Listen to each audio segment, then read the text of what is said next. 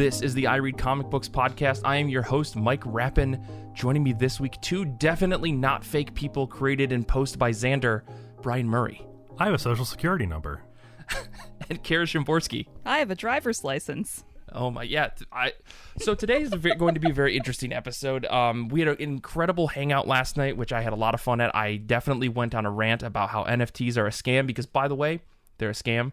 But before we get into the show, I just want to say thank you to everyone who showed up last night. It was great. For those of you who couldn't make it, we'll see you at the next one. And yeah, I've got a quick announcement. For those of you who are interested, maybe you've been waiting for this because you really, really want to get on the Patreon and you've been waiting and you just can't handle it.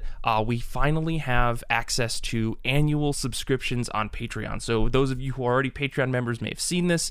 But if you join today or if you're already a member on Patreon, you can sign up for a whole year of IRCB and get 16% off, which I think results in, like, if you're paying at the $5 tier, it's like $4 a month instead of $5, which is super cool. So make sure to go do that if you're interested, and you can get access to all the stuff that we're going to be doing for the next year, including a better Batmobile, our every other month Goodreads Book of the Month episodes, IRCB Movie Club, Giant Days of Our Lives, Saga of Saga, which is going to be coming back once we get the first arc of Saga out. I'm really, really excited.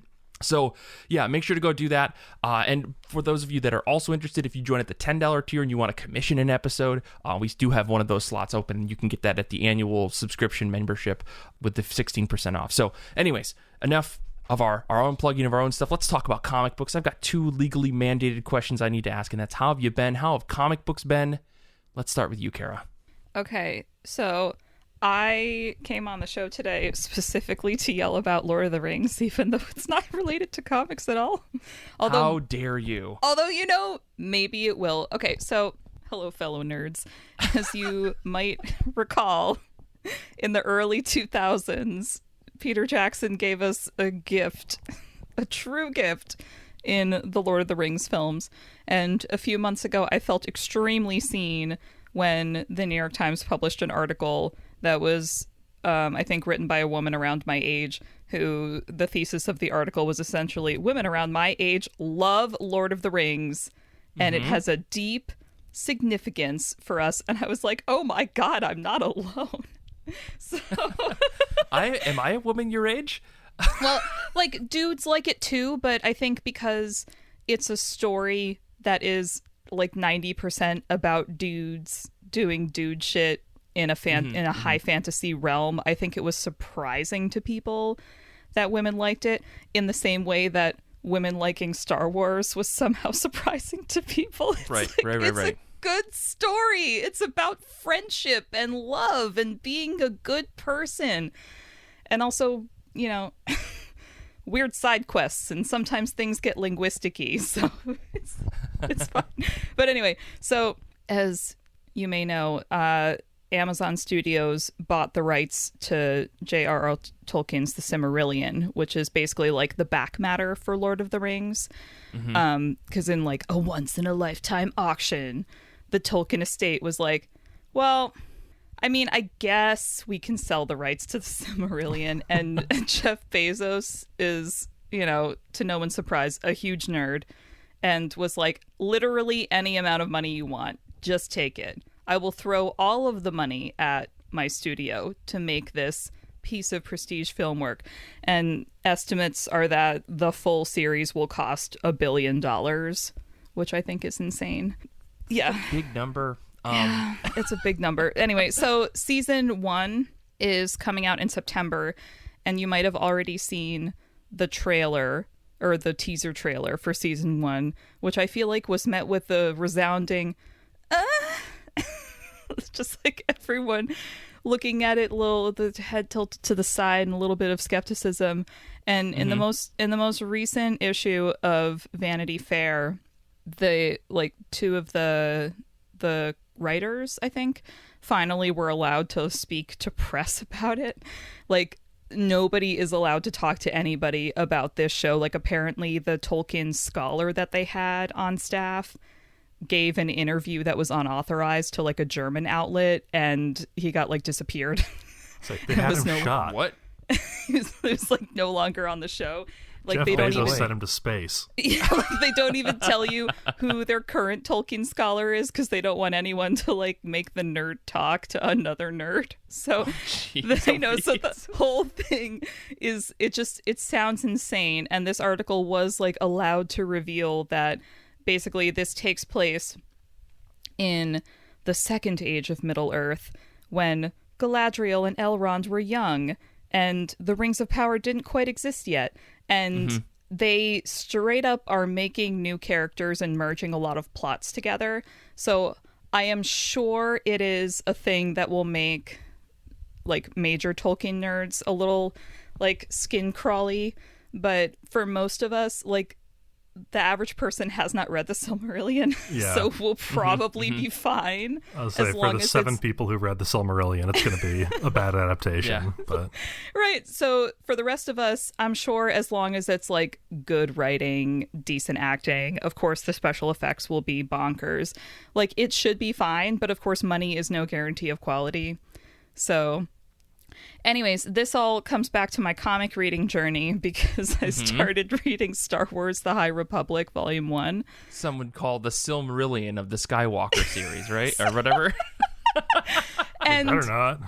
You know, so I finally, it took me a while to start reading this because when the High Republic stuff for Star Wars first started coming out, it was like a couple novels, and I asked resident Star Wars expert Brian what he thought about them, and he was like, they're fine. So it didn't put them at the top of my list because they're fine is not a ringing endorsement. And I stand by that, for the record. So when they were doing the comics, I was like, God, this is such a cash grab. You just want to make more money, and you know you can only do so much with the Skywalker timeline. God damn it. And then I actually started reading it, and I know Nick has a lot of feelings about how this is like not Skywalker, but how dare they include Yoda. And Yoda's appearance in the first volume of this comic book just made me think about this thing that I just read about this Silmarillion adaptation, where it's like, how do you make people care about something new that's a prequel? You have to include something related to the thing that they already know and love. So in the case of the High Republic, it's saying, look, it's baby Yoda, not Grogu, the real Yoda as a baby. It's like middle-aged Yoda. Middle-aged Yoda. And in the case of this Lord of the Rings adaptation, it's like, look, young Galadriel, young Elrond. Do you remember Isildur from the first 5 minutes of the first movie? He's here too. And it's like, okay, I know you have to do this, but do you have to do this? On the bright side, he pretty much like just showed up and was like, oh hey Yoda, and then we moved on. Like that's, you know what, that's true. So this first issue of Star Wars The High Republic, it felt very obviously like a sequel to the novels I haven't read yet. So the whole time I was like, this is clearly referencing things that already happened that they expect me to care about already, and fine, but also annoying because I want to be able to dive into something and not necessarily have read multiple novels beforehand. However, I am not mad because the joys of a comic book and having visual storytelling on your side, they have some like punk huts in this story. It's like this part of like the Hutt clan, which sure, I guess the Hutts have been running a gangster empire for 1,000 years plus. If they're showing up in the High Republic, like, if you have a criminal enterprise that's successful, why are we even talking about the Empire? Why was the big bad not the Hutts? Like, for real. So I really appreciated the visual of this one Hutt rolling up on the Jedi with, like, a high ponytail and spikes everywhere. And it just, like, the whole thing looked like something out of Mad Max, except it was a Hutt. And whenever the Hutts are shown to be active beings, I'm like, they are literally slugs. Stop it. Danny in the chat just posted in our Discord chat, for those of you at home who want to come listen to our episodes live, Danny posted a picture of a Hutt with a six-pack, and I feel like I have seen a cursed image today. Yeah. So it's not that one, but yeah. That's the one. He's from the Poe Dameron comics, I think, right? Mm-hmm. Or maybe just from the main Hutt. Star Wars line. I don't But yeah, it was a many... hut that was jacked, and it was not good. Played by Dwayne The Rock Johnson for some reason. So I guess, Kara, the question is, did you enjoy Star Wars The High Republic Volume 1, or what's your thoughts? You're going to keep reading it? I will keep reading it because, I don't know, it's with Star Wars, there's so much of it that's mediocre that when I'm given additional mediocre Star Wars content, I'm just like, okay, this tracks. Like, it's really exciting when there's really good stuff, and then it's really disappointing when there's really bad stuff, and most of it is just fine. So, like, gotcha. this is just fine. It's fine. Yeah. I get you. But yeah, that's my nerd/comic journey for the moment. How about you, Brian, since I kept dragging you into this part of the conversation? Oh, I'm happy to be there. I finally got around to reading The Many Deaths of Laila Starr, which I know has been recommended on like every third episode of this show for the last, I don't know, year. Mm-hmm. But I finally grabbed the trade paperback off Hoopla, so I was able to read it all in one go. This is by Ram V and Felipe Andrade, for anyone who doesn't know. I wasn't sure if I was going to like it for the first, like, half of the first issue. Like, it just wasn't grabbing me until, like, the main character, Death, comes back in this girl Layla's body, escapes from a hospital, and is hit by a bus. Oh. and that was the point where I was like, oh, okay, it's going to be one of those kinds of books. Mm-hmm. And so for the rest of the series, it's all about her experiencing a brief time on Earth and interacting with this one guy who's going to go on to create immortality, which Death wants to put a stop to because that would put Death out of a job. But every time Death dies, she comes back X amount of time later. So we see her like going to kill him as a baby and then as a child, and eventually they develop this sort of like weird fondness for each other, and he sort of like, I don't know how to describe the relationship, honestly. It's interesting though, sort of like a friendly rivals / peers. Yeah, like frenemies. I think that's frenemies is almost a good description. Yeah, especially by the end of the book. But I mean that series, in my opinion, deserves like an entire dedicated issue by issue breakdown discussion, because I think as someone who read it month to month, it was wild to see that book come out because it works so well in a serialized format, because each issue is kind of standalone, but if you read them all together in a go, like, it's extremely powerful as a run. So I really have to credit the team for that, especially just for creating something so cohesive but also extremely standalone. And it's got a lot of like interesting ruminations on, the nature of life and death, and is immortality really a thing that we want as a species? Like, would that take away from the specialness of life if it never ended? Mm-hmm. I thought it was interesting. Yeah. I'm glad you got around to reading it, if only because I want everybody to read it, but that's maybe just me. Mike will not stop until he has assimilated everyone. Yes. I've given up on X-Men. I figure if I can find some other books that I can get people to read, then I can finally have something in common with everyone. Yeah, well, this is 5 issues instead of 5 decades, so it'll be a little easier to get people on board, I think. Yeah, exactly. How about you, Mike? Well, one of the books I read this past week, I mean, I've been, my week has been less chaotic as far as just life in general goes, still trying to like manage a house thing. So you're probably going to miss me on the show for a couple of weeks coming up. But beyond that, I did actually sit down and read a bunch of books that came out and the stuff that I've just been sitting on for a little while. One of the books is The Eternals, The Heretic, #1. This is written by Kieran Gillen, pencils and inks by Ryan Bodenheim and Edgar Salazar, colors by Chris O'Halloran, and letters by Clayton Coles. This is like a one-shot that I think was developed late last year that Marvel had been sitting on. And again, I don't know the specifics of it. I can't remember the timeline on it, but Ryan Bodenheim unfortunately passed away very recently, and so there was kind of this worry of like, is this issue going to come out? Is it fine for us to put out the last issue or last creation of this creator even though it's unfinished? But I think ultimately the decision was to bring Edgar Salazar to come in to try to adapt his style to Ryan's to make it all look cohesive. And I will say, like, as a one shot, like this is some incredible work. From a storytelling standpoint, Ryan Bodenheim's art, if you've seen it before, you know exactly the level of absolute beauty that this guy is able to convey, just in terms of precise, vivid drawings that he puts on page. And it's very classic standard comic book stuff. It's not like painterly or like a style that's way out there, but it's extremely beautiful stuff. If you look up anything that the guy had worked on, it's all amazing, and this is some of his finest work, to say the least. So I really, really love this one shot, not just for the reason of it being Ryan's last work, but also because it's just a beautiful, well-told story about this reimagining from Gillen's standpoint of Uranos the Undying, like an old Jack Kirby character that has kind of lived in the background in the Eternals world. And like, if you're reading Gillen's Eternals, this is a perfect one shot to add some supplementary information to what's going on in the overall like Eternals story, specifically around what's happening with Thanos. And I've pretty much come to the decision that I really like how Gillen writes his villains.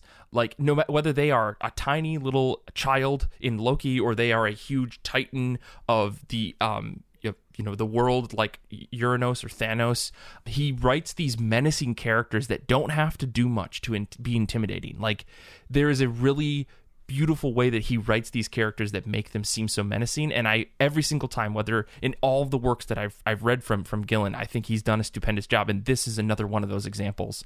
So as someone who really likes Gillen's Eternals, and I think everyone should be reading that book because it's incredible, ties into nothing up until it's going to tie into everything, which sucks.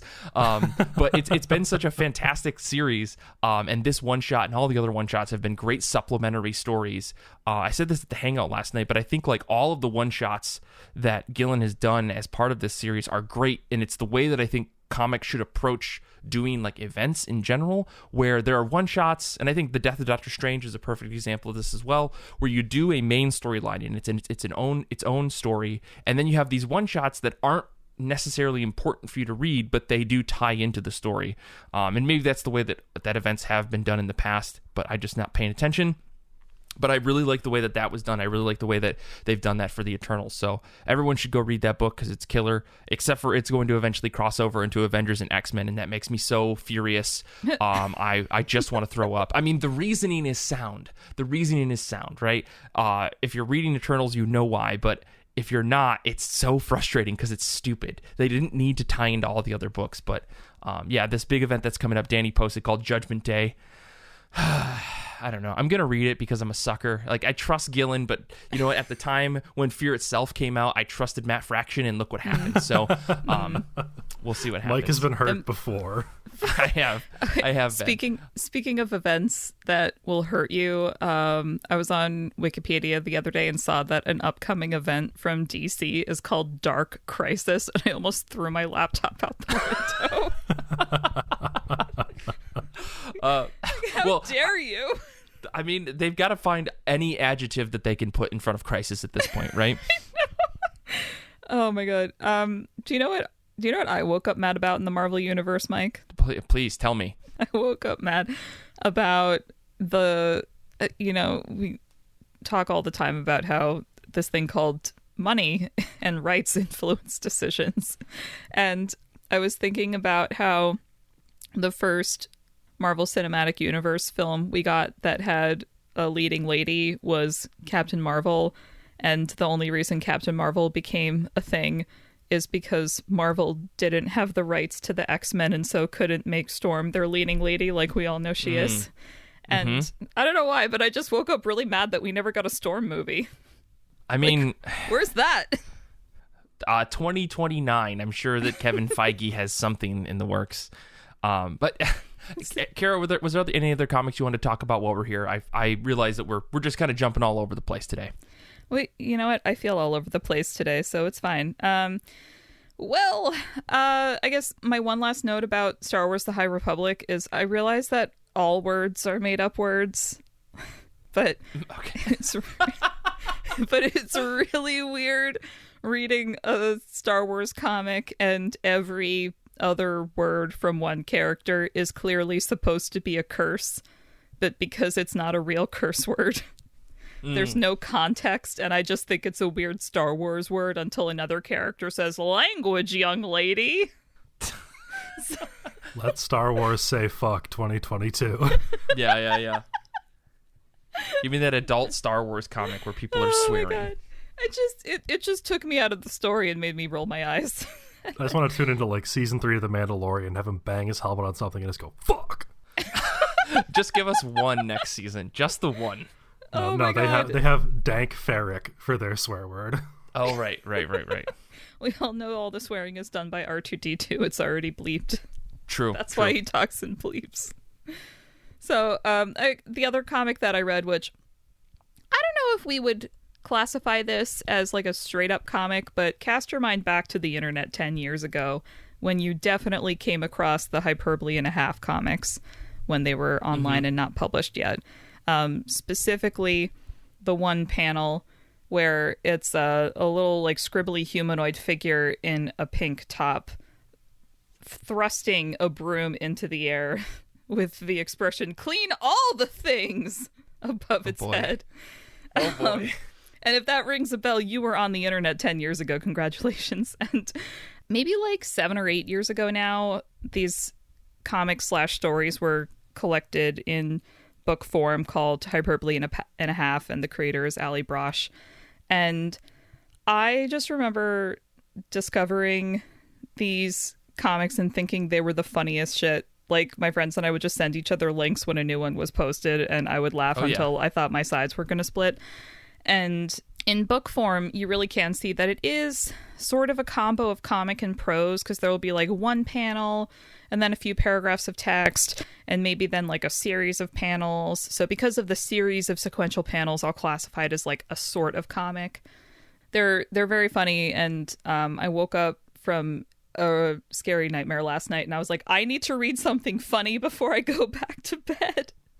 So I picked up my copy of Hyperbole and a Half, and I skipped only to the chapters about dogs, because there are several. Because the creator Allie Brosh, at the point that they were making these online comics, had 2 dogs. The special, I think they're like the special dog and the helper dog, and the special dog is it's described as a sea cucumber with legs, like does not understand how to be a dog. And the helper dog it sounds like an insane dog, like a dog that I would be genuinely terrified to be around, like thinks other dogs shouldn't exist, just barking, raging all the time. And I'm just like, good lord. But like seeing the drawings of these dogs as just these akimbo-limbed piles of energy, just like the energy of being a dog is captured so beautifully in these janky comics that it was just exactly what I needed to read. I just love the like thought bubbles for these dogs that are very reminiscent of the cheeseburger cat type of speaking. Like those, like we're really getting nostalgic with these memes over here. I know, but it's like it's not complete like proper syntax sentences.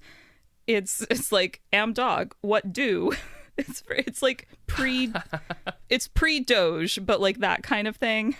But that was the right thing. Here I am turning away from the mic when I breathe. So. Oh my gosh. All right. I'm gonna end the show right now. So that was my little humorous nostalgia trip last night. That sounds fantastic. Yeah, it was nice. Brian, what about you? Any other comics you want to talk about? Yeah, I've also been going back a little bit, not nearly as far, only to about last summer, when for some reason I just stopped reading any Shonen Jump comics. Like, I don't know why. I had the app, I had the subscription, I kept paying for it. I just wasn't reading them anymore. So I finally buckled down and read My Hero Academia, numbers 322 through 348. So I'm all caught up on that now. Yeah. I guess people aren't happy with how it went. I guess I get it. Like it's different than like it's definitely not like a superhero high school anymore. I don't know. I like it. I think it's fun. I think it's a cool superhero book. I don't know where 348 gets you to. Can you give a brief describer? Oh, you're fully caught up. Okay.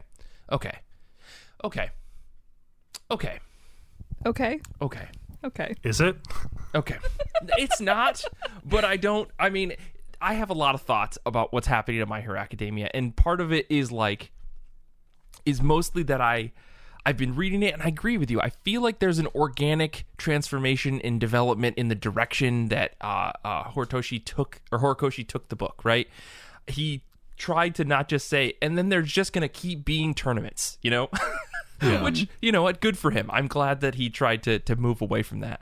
I do think, though, that some of the choices of Deku as a character have been maybe annoying, but and maybe there's like some weird rapid evolution of the character that I was like, I guess we're just gonna do that. But I would say, like, I wouldn't say that it's awful, but it's definitely not as great as maybe 100 chapters before. But that's just me. So is this a manga that should have stopped story-wise but kept going because it was so successful, and now it's just doing the repetitive thing where they don't know what to do and they get off the rails in places? I don't think so. No, I don't think so. I don't think so. Because we haven't like had a big like it's done, we beat the final boss, and then had another 150 chapters or anything like that. This isn't Bleach. Which is exactly what happened in Bleach. But okay, well, you know what, Brian, I'm glad you're caught up, because I feel like it's me and maybe one or two people on the subreddit the Discord that are caught up, and there's a lot of like mixed emotions in the group. So maybe we'll have to talk more about this with full spoilers. I really enjoyed the very Akira moment in one of the later chapters. Oh, yes. When one character grows a massive arm with a bunch of other arms and hands sprouting out of it. That sounds disgusting. An absolute nightmare. It is pretty cool from like an artistic perspective too. But, I think like wait, but from a biological perspective, if you suddenly sprouted lots of arms, would your heart be able to pump blood up to all those arms? Wouldn't your just hands get numb almost instantly because your body couldn't support the extra appendages? See, but they have quirks, so yeah, you're trying to bring science into a superhero manga where like one of the characters is an orca. Oh. Yeah. Their principal is a dog, I think. Yeah, he's like a teddy bear or something. Yeah. He's some kind of animal that has a superpower that makes him a principal. Why are you unclear about the type of creature this is? I thought you read like 300 chapters about this. Well, they never say what type of creature he is. And if you look at him, he does just look like a stuffed animal. Yeah. Oh, so maybe it's just a stuffed animal. Could be. I'm sure we'll get his dark history because he has a scar over his eye at some point. There's a scar over his eye, so you know he's a badass. Exactly. Well, let me get through two more books before we take a quick break and get into our top of our pile. So I read No Love Lost Alpha. I think it's No Love Lost Alpha. It's got a little alpha symbol by Luca Oliveri. This is from PEOW Studios. Everyone should go buy this book before this company goes out of business. They've made a conscious effort to just stop publishing in 2022. So like there's only so many books left that they're publishing. And I read this book. It feels like a Studio Ghibli movie gone sci-fi with a little bit more like, the only way I can describe it is like indie movie sexualization, you know? Like if you ever watch like an indie movie where there's like a asexual thing happening, it's kind of like not treated like romantically. It's kind of treated almost too real. It kind of makes you cringe at how real it is. That's the energy that I get from pieces of this book. That's not the whole book. Nothing is super explicit, but there's just like some sexual energy that like crops up in the story. But it's ultimately about these two people who are paired together through this scientific exploration thing as part of Earth's expanding, galaxy traversing, everything that happens in like a million other sci-fi stories. And their goal is to go out and go to planets where rogue terraforming robots have decided to just be bad and not follow orders anymore, because they ultimately just want to destroy the planets that they go to instead of terraform them, and their job is to go out and stop them, and they get separated and land on opposite ends of this very far out there what do you call it, like territory that people are living on, or colony. And so throughout the whole story, they're trying to get to each other, but along the way, very, like I said, Studio Ghibli-esque events happen where you just like meet these people that live on this farm, and you kind of live with them for a minute as they're like, we got to get enough energy and all this stuff in order to go into town so we could take you to an airport so you could fly to the other side of this world where your friend is. But the whole story is like super slow and deliberate, like a winding stream. Like every turn reveals something interesting that answers something, but also begs more questions about the overall like world that this entire story takes place in. And while like romance and this couple's relationship is the core of the story, there's a really interesting bigger story that's happening that is not the focus of like rebellion and like cover-ups and like spy missions and people who are bounty hunters happening all on the outside and the peripheral of the story. I really, really liked it, and I can't not recommend it to people. Like, I didn't think it was a perfect story, but it was really, really interesting to read from start to finish. It feels like a really thick manga book. It feels like, but it reads like in a Western style, left to right, but it looks like a Studio Ghibli movie put to paper. It's really, really cool. So yeah, like the more I unpack this story, the more I think about it, the more I feel like it's a really super rich and dense story that you can breeze through, and it leaves you thinking about it for a really long time. That's kind of how I've been for the last couple days after having read it. So highly recommend this. Go buy this book. It's only available in physical editions. It's $17, but it's like worth every penny because the quality of the paper, the quality of the printing, everything is super, super top notch. So I highly recommend it. The one other book I do want to talk about before we go into our break is 8 Lane Runaways. This is by Henry McCausland. I've been looking at this book for a while, and so I won't talk about it in depth too much, but it's a really weird, like 94-page OGN about people who live in this really bizarro world where everything is revolved around racing, and like racing in a foot race. And there are no roads, there are no cars, everyone just runs everywhere. And the story follows like 5 or 6 people, and the number of people changes throughout the story based on how the story develops.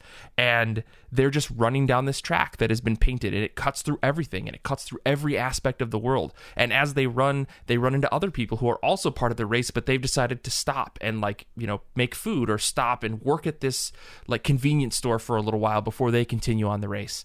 And I thought like the whole story was really interesting to me because it was like a metaphor for life in a way that feels so on the nose that you're like, that can't quite possibly be what it is. But the more you read it, it's like, damn, this dude is just talking about how, like, you know, as we go through life, everyone has their own reasons for participating in the quote unquote race, and we all take our own turns and twists, but we are all on the same path ultimately. Sometimes that path becomes unclear, and sometimes there is no path to even follow, but we have to persevere forward because we know at the end there's a finish line in some capacity, and we're all trying to achieve something.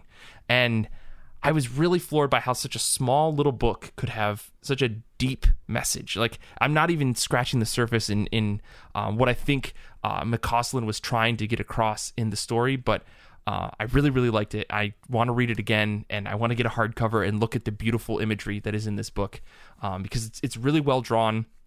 It's all black and white, like really thin lines and stuff, but some of the 2-page spreads were just like, that took you days to just finish this 2-page spread. So overall, really impressed, really like that book. It's from Fantagraphics. I'm a sucker for a lot of their books. So as you started describing that, my brain went Snowpiercer plus the Caucasus race from Alice in Wonderland. But clearly it's a little deeper than that. Yeah, I think like, I don't know, it doesn't seem like, on the surface when you look at it, it doesn't look like it's supposed to be this book with all these deep metaphors and stuff, but maybe that's just me taking away from the book, because it's kind of just like a bizarro, reminds me of like a Wes Anderson, like kind of goofy short film that has just like no sense. If you think about any of the things that are happening in the story too hard, you go, that doesn't make sense, that's stupid. But like there's a comedy there that works to say like, oh, that's kind of funny, we're gonna move on, because no one page or no few pages settle on a piece of the story for too long, because the story has to keep moving forward, because this race has to keep moving forward. I don't know. I think it's really, really smart, really fun. It's like a really nice, like, I just need something quick to read that is actually going to be super meaningful and doesn't take a lot for me to unpack it. And I think this one definitely is there. Again, another book that I've just been thinking about since I read, just because of how cool I thought it was overall. So highly recommend that one. It's always nice to find those books that end up living rent-free in your brain. I mean, Yeah. It's an overused expression, but I really do feel like it's the best one in situations like that, where you're just like, yes, this is just part of me now. And it's weird because it's like I never would have thought that a book like that looked kind of just goofy on the surface would be so impactful. But I think that's always the type of book that ends up, you know, kind of scratching your brain for a few days is something that you would least expect. So I appreciate it. But yeah, let's take a quick break, and when we come back, we're gonna do talk about what's on the top of our pile and all that stuff, and wrap up the show. So we'll be back in just a second.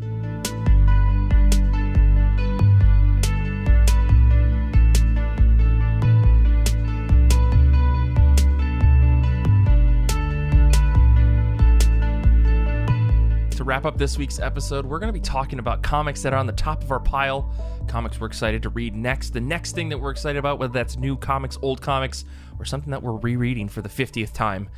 So let's just jump right into things and start with you, Kara. What's on the top of your pile?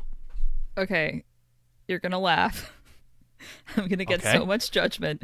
All right, so do you guys remember a few weeks ago when I was like, I'm going to read the Twilight manga because it's important to read things that other people might be reading a lot of, even if it's not something in your own category. Just to see what's out there. Okay, so first of all, Twilight as a manga slaps. It is so good as a manga. It works very well with the kind of like tropes and aesthetics that you would expect from I've definitely read that, manga. and I have no memory of it. Yeah, there's a lot of like sparkles and dramatic close-ups, and it just like felt very moody, which is the general atmosphere I get from watching the movies. I still haven't read the books. Tia's trying to get me to read them.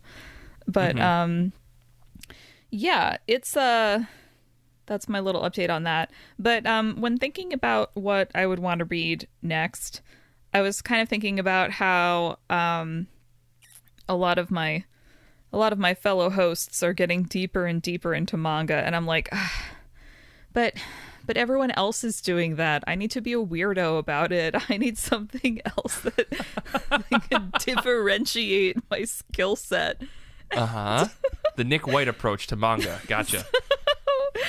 So I remembered that one of my friends who reads some Cantonese and Mandarin has been getting fully immersed in the prolific world of Danmei stories. And I might be mispronouncing that, but basically it's the Chinese version of yaoi.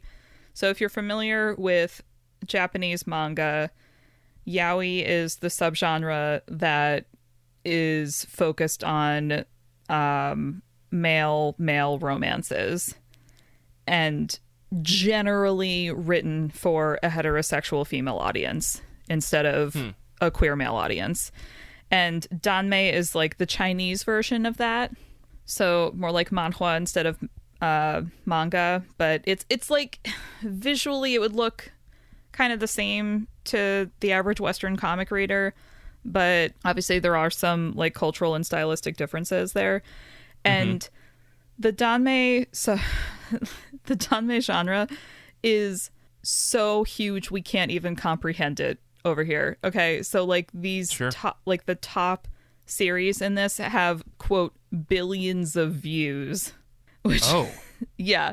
So there's only it again, most of these are in Mandarin or Cantonese, and they're mostly like either published online as like a webcomic or maybe not necessarily supported like a studio, so more like a doujinshi if you want another Japanese manga correlation, like a fan comic as opposed to like a studio backing you or a publisher backing you. And because this genre is so widely read through some like internet literate people who can like read these Chinese languages, they've started translating some of them into English. So the the two that I was told to check out are, I think they're both published by Seven Seas, so that should give you an idea of the level of quality that we're looking at I mean, here. but I understand what you mean, because some of their less than reputable works are definitely, yeah. Yeah, so, I mean, and I should have prefaced all of this by saying that, again, the friend who has been reading just, like, I cannot even comprehend how much she has read in the past few months. Right. She says all of it is bad, but she can't stop. Most people that I know that are reading stuff like this so are good. usually preface it with, this is very bad, but I want you to read it. It's like, this is so bad. So she, like, I just get these, like, weekly text updates of her just being like, so I woke up at 4 and I read like 1,000 more pages of Danmei, and I'm like, oh my god. So the ones in English that she said, these are the least bad ones that you can get in English. One of them is called Grandmaster of Demonic Cultivation, and I think this is like the Chinese title of it, which I apologize if I'm mispronouncing. I don't speak Mandarin or Cantonese. It's Mo Dao Zushi. And it's like first of all, they preface the blurb with it's a New York Times bestseller. And it also is a Netflix show. Mm-hmm. Like, this is a big thing. So it's like, even if you are not into manga, aware of Danmei, watching anything like this on Netflix, like, millions of people are reading this. So as somebody who is interested in comics, it's something to be aware of. So this Grandmaster of Demonic Cultivation is like, the one guy he's like trying to win at a war, and so he's trying to win through demonic cultivation, and everyone starts being afraid of him, and eventually he dies, and everyone's like, hell yes. And then it's like, eventually he awakens, and he awakens in the body of another dude who's just like, sure, guy who reincarnated into me, you can have my body to get revenge on people. So it's like, I am not even like half a paragraph into the description of the premise of this book, and already it sounds insane. But yeah. But you know, this is, but I feel like I've seen stuff like this. There's a show on Netflix that's this, right? I think you mentioned that, and the Netflix show is called The Untamed. The Untamed, yes, and it's like all historical fiction, series. Right? It's all historical-ish fiction, yeah. Yes, and then the other one that I was told to look at is another New York Times bestseller. This one is Heaven Official Blessings. Okay. Heaven's Official Blessings? Heaven Official's Blessing, or Tian Guan Chifu, and this one, it's actually unclear if this is a comic or a novel. But it's also published by Seven Seas, and there are interior illustrations. And again, this is like, you know, more like medieval fantasy, but like Chinese medieval, not Western medieval. This one is another reincarnation one, or he's like, 800 years after his mortal life, Xie has ascended to godhood for the third time. Now only a lowly scrap collector, he is dispatched to wander the earthly realm to take on tasks appointed by the heavens, to pay back debts and maintain his divinity. And he's graced with the company of a mysterious young man with whom he feels an instant connection. Yes, like already, yes, thank you. I'm here for your ridiculous, over-the-top, spanning the centuries, ancient person, modern person romance. That's the whole vampire thing, except instead of vampires, they're like reincarnated gods. Okay. Fine, I'll try it. I don't know if I'll like it, but, you know, millions of readers can't be wrong. I'm not necessarily saying they're right, but there must be something here that's worth reading. I was going to say, millions of readers could absolutely be wrong. Yeah. Well, those sound great, and I cannot wait to hear your updates on them as you get through them, because they look like novels that are illustrated. I don't know, but I'm sure that it's going to be an experience nonetheless for you. Please so I look forward to hearing. Yeah, unclear if it's a comic or not, but some of it there's illustrators credited, so there must at least be pictures. Oh yeah. So I don't know. This is like a whole new world. I'll report back. If I come back and I say, sorry guys, it wasn't a comic, you'll be like, well, you can't make me read prose. Guess this is just a media podcast now. Doesn't matter the format. Well, Brian, what about you? What's on the top of your pile? I'm finally gonna finish Immortal Hulk. Nice. This, for some reason, like, I love Immortal Hulk. I've read the first 8. I might have read the first 9 volumes, but I don't really remember. So I'm gonna reread volume 9 just in case. Mm-hmm. But I just forget about it. You know, like, I read 4 volumes in bed, like, because I can't go to sleep until I'm done reading all of them. Right. And then I don't think about the series for 3 months. Yep. I don't know why I'm like that, but...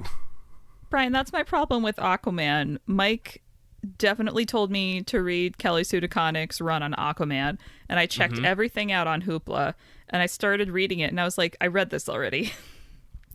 I could not tell you what happens, but I definitely read it already. Sometimes comics are just like that, you know?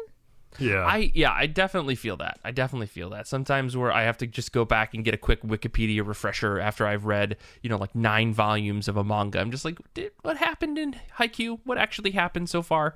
That series is particularly, it's particularly crazy because like, you're like, did this team win? Wait, why is that team considered a dominant team even though the Haikyuu team won, but they only won by 1 point, and it was because that guy was out and he broke his wrist, but now that he's back, they actually are at the disadvantage, even though he's the best player on their team. So I usually have to get a little synopsis about what happened in the storyline so far. I mean, that's why I get annoyed with series that run too long, because you do hit a point where you're like, what happened again?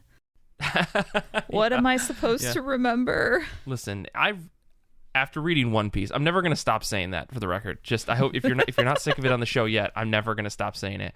After reading One Piece, I realized that it's possible to read a lot, keep barely anything, and still know what's going on.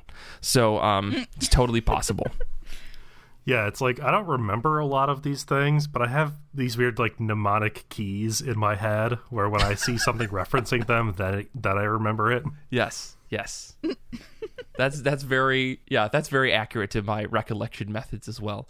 Well, I'm excited to see you read the end of this series, Brian, if only because I thought it was pretty good, and I'm excited to hear what you think about it because Immortal Hulk's a solid series. Yeah. I'm equal parts excited to see how it ends and kind of sad to see Ewing's run ending. Because I have heard that the series that followed it was not very good. Well, before we bring up he who must not be named on this podcast, Donny Cates, I'm going to just say, it's just what I've heard. I don't know if it's good or not, Danny. Get off my case. So, yeah, I wasn't a fan of the number 1, but then again, like, sometimes explosions aren't everything in a comic, but who knows? Maybe it's good as like an arc-by-arc story, Who knows? But, Danny, well, for me, I am excited for a book. I guess before I get into my pick, I should shout out some of our Discord folks that are hanging out with us. Today we had Danny hanging out with us, who's picked Godzilla versus the Mighty Morphin Power Rangers number 1, which I think I should change my pick to because I didn't even know this was coming out. Yeah. And that sounds awesome. I'm sold. Hannah is reading X-Men. They said that they're close to Secret Wars, which I'm sorry because I remember those books at the time not being great. So I hope you're enjoying them. And Paul G said they're reading The Abominable Charles Christopher, which I don't know what that is, but a title like that, I mean, sounds like something I should look up. But yeah, the book that I'm excited for this week, I don't know what's happening in my life, but I'm slowly but surely reading more and more DC comics, if only because they feel more approachable than anything else that's coming out from the big 2. So I'm excited for Rogues number 1. This is by Joshua Williamson with pencils and inks by Massimiliano Leomax, colors by Matt Lopez, and letters by Hassan Otsmani Elhau. And I am super excited about this book because it's a heist featuring the Rogues. I don't even know who those people are, but it's like a dream world. It's I know. It's Flash's bad guys, right? Mike. It is. And so, like, Joshua Williamson has been writing The Flash for a long time, or at least he did write The Flash for a long time. And I liked The Flash that I read of his. I just fell off because I don't care that much about The Flash, at least not enough to read it for like 100 issues. But I thought this book was going to be all about, like, I thought it was going to be an X-Men book. It was all about the Rogues, but that's, DC supervillains. So the synopsis of this is 10 years ago, the Rogues disbanded and went their separate way, but time hasn't been kind to the former blue-collar supercriminals. Caught in an endless cycle of prison, rehab, dead-end jobs, broken relationships, probation, and endless restitution fees, the Rogues are sick of paying for their crimes. Luckily, Captain Cold has a plan. One last job that'll leave them all the richer than their wildest dreams and free them from their past if they can survive. How do you not pick up this book with that premise? I mean, come on. We're sick of being punished for our crimes. We're gonna do crime about it. Exactly. But like, it's a heist book, and I am a sucker. Like, let's do this. I'm all for it. $7 cover price. I might as well just eat my fucking iPad. But either way. Is it like double size or something? I'm sure that it's probably like 48 pages or something like that. But I'm excited for this. It sounds cool. Joshua Williamson does a great job writing Captain Cold. I know this. I've read his Captain Cold stuff in The Flash, so I'm very excited. It's a Black Label book, Danny's pointing out to me, so it's got that extra, like, we might say the F word in this book. But yeah, I've liked some of the Black Label stuff that I've read. No joke. There's been some pretty good things, and I trust Joshua Williamson to do a pretty solid job. Like, his Nailbiter work was great, so seeing him do a more adult DC comic is interesting to me. I'm willing to jump on this. Plus, it's a heist. Plus, it's Captain Cold. Come on. This all sounds great. I'm excited. You had me at the Rogues. All of a sudden, I'm in college again. And they're all I can think about. I, like, literally 2 years of my life, like, my number one nerdy thing that I was nerdy about was Flash's Rogues. It was, like, I didn't need, like, I read as many comics about them that I could get my hands on. I was reading people, this is like pre-Wikipedia being really robust about comics. I was reading, like, fan sites about the different characters, live journal fan fiction. This is pre-AO3. We had LiveJournal and fanfiction.net, and I and the surely dozens of other people who also felt this strongly about the Rogues had a very vibrant corner of the nerdy internet about them. And it got to the point where, like, the fan canon that emerges in a corner of the internet, like, feels realer to you when what they're actually doing in the comics, because generally with big two comics, every few months or few years they're going to get a new creative team, and generally that new creative team is not necessarily going to hold sacred everything that came before. So things get choppy, things get inconsistent. Something that you really liked about a character suddenly doesn't exist anymore. But the nice part about the internet is that you can decide to keep the good things and forget all of the bad ones. Or you can just start writing fan fiction about why actually the trickster wouldn't have died before Final Crisis because he beat the devil in hell before and he could do it again. It's canon. Why would you forget that? Hell yeah.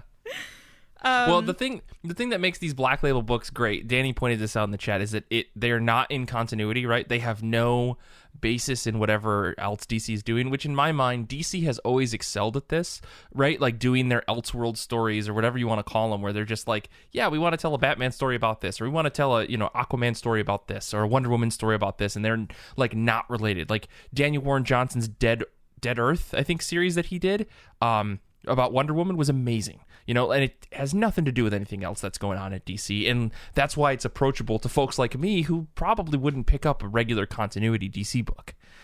So hopefully, Kara, you can see more of this stuff and you can get those moments of your favorite versions of those characters.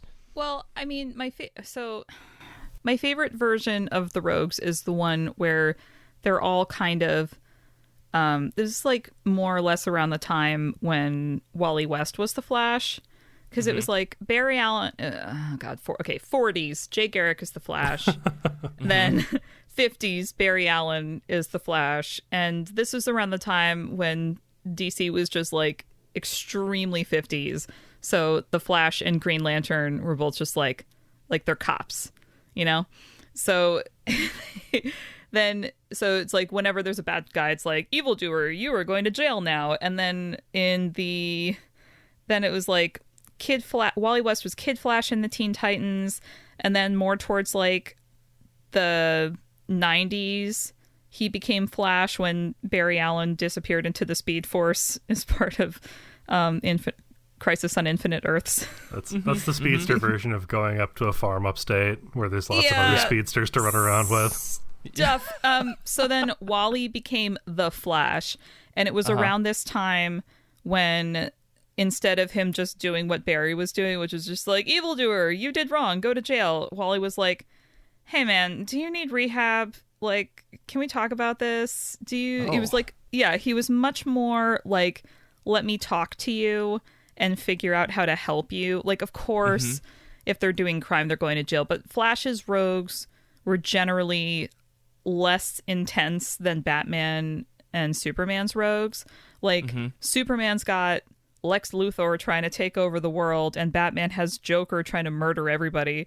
And in Central or Keystone cities, Captain Cold just wants to rob a bank so he and his buddies can hang out in their clubhouse and drink. Like, it's just a different tier of intensity. And so, like, the kind of fan canon version that kind of emerged that I glommed onto was this idea that they're just like this group of lost boys who never want to grow up and have real responsibilities. And for various reasons, they've decided that crime dressed up in themed costumes is the way to do it. And their themes are so good. Like, there's Captain Cold, who has guns that shoot ice, and there's Heatwave, who does the same thing but with fire guns. Hell yeah. There's the Weather Wizard, who can control the weather. There's Rainbow Raider, whose name is Roy G. Bigelow. Oh my god, seriously? Yes. Dude, hold on. That's the title of this episode. It's Roy G. Bigelow. There's Mirror Master, who does stuff with mirrors. Oh my god. There's Gorilla Grodd, who is just a gorilla. Gorilla Grodd is the gorilla. Golden Glider is the girl. Oh god, it's been a hot second since I thought about her. That's her whole power is she's just the girl. I think she's Captain Cold's sister, and that's why she's allowed to hang out with the boys, because it's like no girls allowed. But yeah. See, this is the thing. The Flash is interesting to me because I did watch the Flash TV show and I liked the ridiculousness of it. And now hearing you talk about it, I go, the CW didn't have to ham anything up. They just wrote it as all is. There.